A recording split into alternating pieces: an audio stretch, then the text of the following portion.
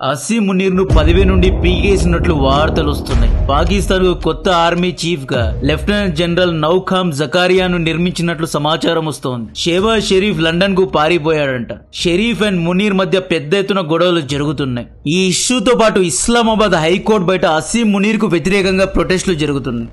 ఇమ్రాన్ ఖాన్ ను చూడాల్సిందే, ఖాన్ బ్రతికి ఉన్నాడా చచ్చిపోయాడా తెలియాల్సిందే అని చెప్పి పాకిస్తాన్ తెహ్రీకే ఇన్సాఫ్ కార్యకర్తలు రేపు పెద్ద ఎత్తున ప్రొటెస్ట్ చేయనున్నారు. రావల్పిండిలో 144 సెక్షన్ విధించడం జరిగింది. పాకిస్తాన్ లో ఇంత పెద్దగా గొడవలు జరుగుతుంటే షెహబాజ్ షరీఫ్ పాకిస్తాన్ లో లేడు. He's in London. ఇతను లండన్ కు ఎందుకు పారిపోయాడు అనే దాని గురించి డీటెయిల్ గా ఈ వీడియోలో ఎక్స్ప్లెయిన్ చేస్తా. దానికంటే ముందు వీడియోను దయచేసి లైక్ అండ్ కమెంట్ చేయండి. నవంబర్ 28, 2022 రోజు అసీం మునీర్ ఆర్మీ చీఫ్ అయ్యాడు. ఇతని పదవీ కాలం 3 years, అంటే నవంబర్ 5, 2025 ఇతను యాక్చువల్లీ రిటైర్ అవ్వాలి. బట్ ఆర్మీ చీఫ్ టెనూర్ ను పెంచుకోవడానికి అసీం మునీర్ ప్రజల్ని రెచ్చగొట్టి పెహల్గాం దాడి, ఉగ్రదాడి చేయించాడు. భారత్ తో విజయాన్ని సాధించాను, ఆపరేషన్ సింధూర్లో తానే భారత్ యొక్క యుద్ధ విమానాలను ధ్వంసం చేశాను అని చెప్పి ఫేక్ వార్తలు ప్రోపగెండా చేశాడు. ఫీల్డ్ మార్షల్ అయ్యాడు. టెన్యూర్ ను కూడా 5 years కు పొడిగించుకున్నాడు. షెహబాజ్ షరీఫ్ కు ఈ పాయింట్ వరకు అసీం మునీర్ తో ఎటువంటి ప్రాబ్లమ్స్ లేవు. డొనాల్డ్ ట్రంప్ కొడుకులతో అసీం మునీర్ క్రిప్టో వ్యాపారం చేస్తున్నాడు. పాకిస్తాన్ డిజిటల్ ట్రాన్సాక్షన్స్ యొక్క సర్వర్స్ ను డొనాల్డ్ ట్రంప్ కొడుకులు మెయింటైన్ చేస్తున్నారు. వ్యూహాత్మకమైన వ్యాపార ఒప్పందాలతో, అంటే స్ట్రాటజిక్ ట్రేడ్ తో డొనాల్డ్ ట్రంప్ ను బుట్టలో వేసుకున్నాడు. ట్రంప్ కూడా చాలా సార్లు ఇండియా లాస్ట్ 5, 6, 7 జెట్స్ అని తప్పుడు కూతలు కూశాడు. అసీం మునీర్ కే ట్రంప్ ప్రిఫరెన్స్ ఇచ్చాడు. మునీర్ ను 3 సార్లు అమెరికాకు పిలిపించుకున్నాడు. ఇక్కడే షెహబాజ్ షరీఫ్ కు ఇన్సెక్యూరిటీస్ మొదలయ్యాయి. ప్రధానమంత్రికి దక్కాల్సిన గౌరవం మునీర్ కు దక్కుతోంది. ఇది షరీఫ్ కు నచ్చలేదు. యుఎస్ఏ వంటి సూపర్ పవర్ దేశానికి ప్రధాని దౌత్య నీతిని డిస్కస్ చేయడానికి ప్రధానిని పిలవకుండా ఆర్మీ చీఫ్ ను, ఫీల్డ్ మార్షల్ ను పిలవడం, రేర్ అర్త్ గురించి, ఆర్థిక నీతి గురించి అసీం మునీర్ అమెరికా యొక్క దౌత్యవేత్తలతో డిస్కషన్ చేయడం కూడా షెహబాజ్ షరీఫ్ కు నచ్చలేదు. ఈవెన్ గాజా పీస్ డీల్ సమయంలో కూడా ట్రంప్ షెహబాజ్ షరీఫ్ ముందే where is Asim Munir, he's an great leader అని చెప్పి పొగిడాడు. ఇక్కడే షెహబాజ్ షరీఫ్ ఇన్సెక్యూర్ గా, ఐసోలేటెడ్ గా ఫీల్ అయ్యాడు. ఇక్కడి వరకు కూడా షెహబాజ్ షరీఫ్ మంచిగానే ఉన్నాడు. But last month Asim Munir Pak యొక్క రాజ్యాంగంలో మార్పులు చేశాడు. 27th అమెండ్మెంట్ ను ప్రతిపాదించాడు. ఈ అమెండ్మెంట్ లో భాగంగా చీఫ్ ఆఫ్ డిఫెన్స్ ఫోర్స్ అనే కొత్త పోస్ట్ ను తీసుకువచ్చాడు. ఈ పోస్ట్ లో ఉన్న వ్యక్తి కింద నేవీ, ఎయిర్ ఫోర్స్, ఆర్మీతో పాటు న్యూక్లియర్ వెపన్స్ ఒక కమాండ్ కూడా ఉంటుంది. ఈ పోస్ట్ అసీం మునీర్ కు ఇవ్వాలి అని కండిషన్ పెట్టాడు. ఈ పోస్ట్ యొక్క టెనూర్ 2030 వరకు ఉంటుంది. And Asim Munir field marshal గా లైఫ్ లాంగ్ ఉంటాడు అనమాట.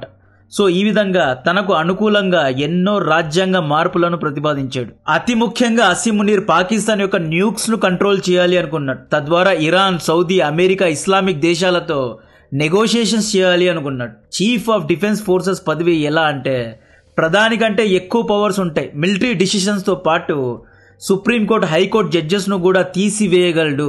మిలిటరీ విషయంలో ప్రధానికి సలహాలు ఇచ్చే పోస్ట్ ఇది. ఈ కొత్త చట్టాన్ని అసీం లా అని చెప్పి చాలా మంది విమర్శించారు. ఈ చట్టం పాస్ అయితే పాకిస్తాన్ కు అల్లాగా అసీం మునీర్ మారుతాడు అన్నట్లు విమర్శకులు విమర్శించారు. ఈ so-called chief of defence force post ను ప్రధాని ఆమోదించాలి.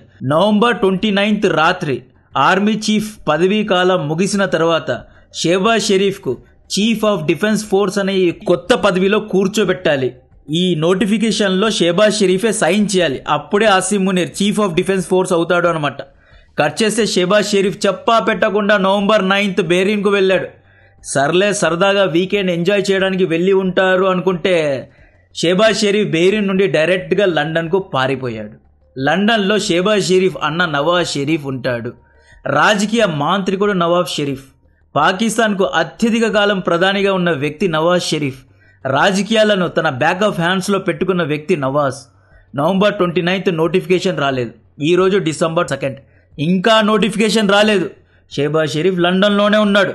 దీంతో నౌమాన్ జకారియా అనే ఒక కొత్త ఫేస్ మీడియాలో హల్చల్ చేస్తోంది. ఇతను పాకిస్తాన్ కు కొత్త చీఫ్ ఆఫ్ ఆర్మీ స్టాఫ్ అంటున్నారు. దీనికి అర్థం అసీం మునీర్ గద్దె నుండి దిగిపోయినట్లే. ప్రస్తుతం అసీం మునీర్ దగ్గర ఎటువంటి పదవి లేదు. అయితే అసీం మునీర్ కు ఆర్మీ చీఫ్ పదవి వద్దు. చీఫ్ ఆఫ్ డిఫెన్స్ ఫోర్స్ అనే ఒక పెద్ద రోల్ కావాలి. పాకిస్తాన్ డిఫెన్స్ మినిస్టర్ ఆసిఫ్ ఖాజా కూడా అసీం మునీర్ ను చీఫ్ ఆఫ్ డిఫెన్స్ ఫోర్స్ చేస్తారా లేదా అనే దాని మీద ఎటువంటి కన్ఫర్మేషన్ ఇవ్వలేదు. ఆసియా కప్ ను ఎత్తుకుపోయిన పాకిస్తాన్ ఇంటీరియర్ పాకిస్తాన్ క్రికెట్ బోర్డుకు లీడర్ అయిన మొహసిన్ నఖ్వీ తప్పుడు సమాచారాన్ని స్ప్రెడ్ చేయొద్దు అంటున్నాడు. అసీం మునీర్కు చాలా కావాల్సిన వ్యక్తి మొహసిన్.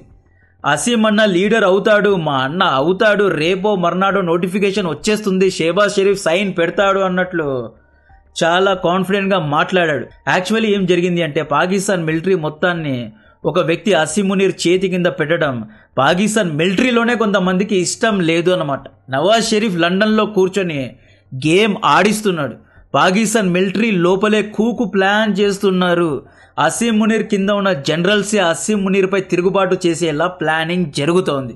షేబాజ్ షరీఫ్ అండ్ నవాజ్ షరీఫ్ ఈ ఇద్దరు షరీఫ్ అన్నదమ్ములు చూడ్డానికి బిత్తిరి ముఖాలు వేసుకొని ఉంటారు కానీ చాలా అంటే చాలా తెలివి ఉన్న వాళ్ళు ఇద్దరు. చరిత్రను నవాజ్ షరీఫ్ రిపీట్ చేయాలి అనుకోవడం లేదు. పాస్ట్ లో ఏం జరిగిందో తెలుసా? 1999 కార్గిల్ యుద్ధంలో పాకిస్తాన్ కు ప్రధానిగా నవాజ్ షరీఫ్ ఉండేవాడు, ఆర్మీ చీఫ్ గా పర్వేజ్ ముషారఫ్ ఉండేవాడు. ఆపరేషన్ సింధూర్ సమయంలో ఎలాగైతే ప్రధానిగా షేబాజ్ షరీఫ్ ఉన్నాడు, ఆర్మీ చీఫ్ గా అసీం మునీర్ ఉన్నాడు, అప్పట్లో వాళ్ళిద్దరు ఉండేవారు అనమాట. కార్గిల్ యుద్ధంలో ఘోరంగా పాకిస్తాన్ ఆర్మీ ఓడిపోయింది. ఈ ఓటమికి కారణం ముషరఫ్ అని నవాజ్ బ్లేమ్ మొత్తం పర్వేజ్ ముషరఫ్ పై వేశాడు. నాకు చెప్పకుండానే ముషరఫ్ కార్గిల్లో దూరాడు అన్నట్లు ఆరోపించాడు. అక్టోబర్ 1999లో ఆర్మీ చీఫ్ ముషరఫ్ శ్రీలంకకు వెళ్ళాడు. ఇతను పాకిస్తాన్ కు తిరిగి వచ్చే సమయంలో నవాజ్ షరీఫ్ ఏం చేశాడు, ఇతని ఫ్లైట్ ను ల్యాండ్ అవ్వకుండా చేశాడు, ఆపేశాడు. ముషరఫ్ ను తీసివేసి కొత్త జనరల్ ను ఆర్మీ చీఫ్ గా నిర్మించాలి అనుకున్నాడు. అయితే ముషరఫ్ తన సైన్యంతో కలిసి ప్రభుత్వం యొక్క అన్ని ఇన్స్టిట్యూషన్స్ ను తన కంట్రోల్లో తీసుకుని బలవంతంగా ప్రభుత్వాన్ని దించేశాడు. నవాజ్ షరీఫ్ లండన్ కు పారిపోయాడు. సో ఈ చేదు అనుభవం ఆల్రెడీ నవాజ్ షరీఫ్ కు పాకిస్తాన్ మిలిటరీకు పవర్స్ ఇచ్చేస్తే వీళ్ళు తమ యొక్క పదవినే మింగేస్తారు అన్నట్లు నవాజ్ షరీఫ్ ఇటువంటి విషయంలో జాగ్రత్తగా ఉంటాడు. ఇప్పుడు రాజ్యాంగంలో మార్పులు చేసి ఆర్మీ చీఫ్ కంటే 100 రెట్లు పవర్ఫుల్ పదవి అయిన చీఫ్ ఆఫ్ డిఫెన్స్ స్టాఫ్ పదవిని అసీం మునీర్ కు ఇచ్చేస్తే రేపు ఇదే అసీం మునీర్ షేబాజ్ షరీఫ్ ను గెంటేస్తాడు, ప్రభుత్వాన్ని కూల్చేస్తాడు, పాకిస్తాన్ కు ప్రెసిడెంట్ అయి కూర్చుంటాడు. పర్వేజ్ ముషారఫ్ 1999లో ఏం చేశాడో అదే పని ఇప్పుడు అసీం మునీర్ చేస్తాడు. కాబట్టే షరీఫ్ అన్నదమ్ములు జాగ్రత్త పడుతున్నారు, లండన్ లో ఉన్నారు. దిస్ ఈజ్ అన్ ఇంటెన్షనల్ అని టైమ్స్ ఆఫ్ ఇండియా ఆర్టికల్ ను ప్రచురించింది. స్ట్రాటజిక్ గానే షేబాజ్ షరీఫ్ లండన్ కు పారిపోయాడు. He don't want to sign on the documents అనమాట. ఇక్కడ అసీం మునీర్ కు నవాజ్ షరీఫ్ కూతురైన మరియం నవాజ్ కు అక్రమ సంబంధం ఉంది అనేది టాక్. దీని గురించి ఆల్రెడీ నా పాత వీడియోస్ లో చెప్పా. అల్లుడు మామ పదవికి ఎసరు పెడుతున్నాడు అని మాట్లాడుకుంటున్నారు. వీళ్ళకు అత్త మామ, అక్క చెల్లెళ్ళు, అన్న తమ్ములు ఇలా వాయి వరుసలు ఉండవండి. పాకిస్తానీలకు పవర్ కావాలి. అసీం మునీర్ ను ఎందుకు వీళ్ళందరూ నమ్మడం లేదు అంటే ఇమ్రాన్ ఖాన్ 2018లో అసీం మునీర్ ను పదవి నుండి అంటే ఐఎస్ఐ చీఫ్ పదవి నుండి పీకేశాడు అని చెప్పి ఆ కుట్రతో ఆ కక్షతో ఇమ్రాన్ ఖాన్ ను జైల్లో వేసిన వ్యక్తి కిరాతకుడు అసీం మునీర్. తన పంతం కోసం దేన్నైనా అమ్మేసే వ్యక్తి అసీం మునీర్. అసీం మునీర్ ఒకానొక ఇంటర్వ్యూలో ఏమంటాడు అంటే ఇండియా అనేది మర్సిడీస్ బెంజ్ కార్ లాంటిది, మేము ఇసుకను తోలే టిప్పర్ లారీ లాంటి వాళ్ళం. టిప్పర్ లారీ వెళ్లి మెర్సిడీస్ బెంజ్ కార్ ను గుద్దుకుంటే నాశనం అయ్యేది మెర్సిడీస్ బెంజే అన్నట్లు ఇతను మాట్లాడాడు. అంటే తన పంతం కోసం దేశాన్ని అమ్మేసిన లేదా న్యూక్లియర్ బాంబ్స్ ను ప్రయోగించినా పర్వాలేదు అనుకునే మూర్ఖుడు అసీం మునీర్. కాబట్టే ఇతని చేతికి మొత్తం కమాండ్ ను ఇచ్చేస్తే, ముఖ్యంగా న్యూక్ కమాండ్ ను ఇచ్చేస్తే కోతి చేతికి రాయిచ్చినట్లే ఈ వ్యక్తి ఎవరినైనా కొట్టగలడు. సో ఈ విధంగా పాకిస్తాన్ మొత్తం సర్వనాశనం అవుతుంది అని భయపడే ఇతని నోటిఫికేషన్ లో సైన్ చేయడం లేదు. యాక్చువల్లీ పాకిస్తాన్ చరిత్ర మీరు చూసుకోండి, ఇంతవరకు ఏ ఒక్క ప్రధాని ఫుల్ 5 year టర్మ్ ప్రధానిగా నిలబడలేదు.